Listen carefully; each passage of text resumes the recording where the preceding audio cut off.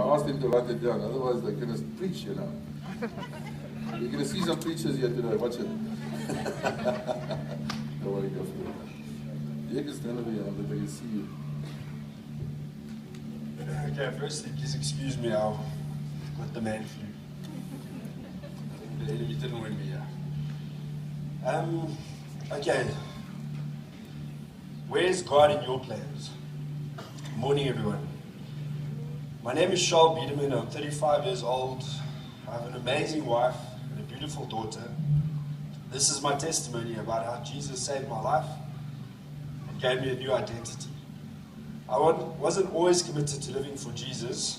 In fact, as Pastor Jan taught us, I used to live with one foot in the world and the other foot on God's path. It wasn't going to work. I used to smoke and drink a lot, and it was very expensive because I had to replace things like my passport when I was overseas, my tablet, my cell phone, my sunglasses. I fixed cars, all because I became reckless when I got drunk. And obviously it was very embarrassing and caused many fights in our marriage. I did try many times to slow down my drinking and also stop smoking, but I did it for the wrong reasons. I was trying to save money and get healthy, and not that God wasn't part of the plan. Last year I also really struggled in my job. My production dropped 70% last year, and my income and confidence dried up. So it was a tough year last year. Towards the end of last year, I battled with depression, and I started reading self-help books to find a solution, to figure my problems out. Then on New Year's Eve, I wrote down my big, hairy goals for 2016.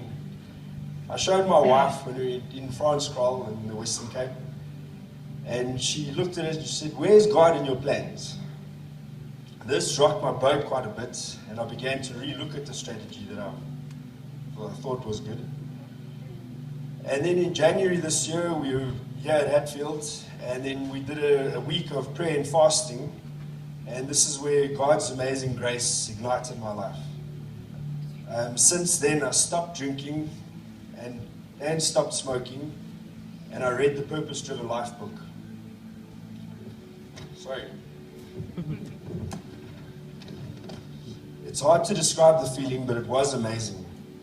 The best description is that inside I was buzzing, and I also felt like steak that's being tenderized, that's being beaten and of all the bad stuff made clean. And I hungered for more of knowing God, more of being like Jesus, and more of feeling the Holy Spirit. The Fear of God program in the Power course was also a major influence in my life.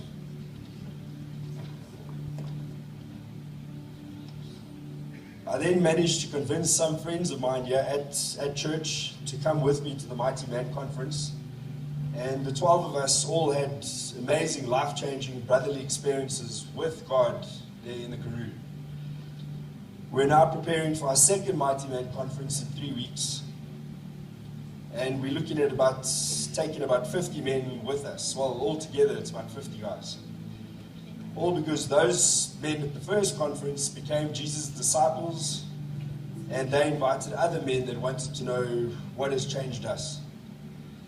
I'm still learning and I'm still a work in progress, but I can also declare right now that our marriage and family is better than ever. I'm 8 months clean of drinking and smoking. All by God's amazing grace. And I had my biggest month ever at work last month. Woo! All praise to God.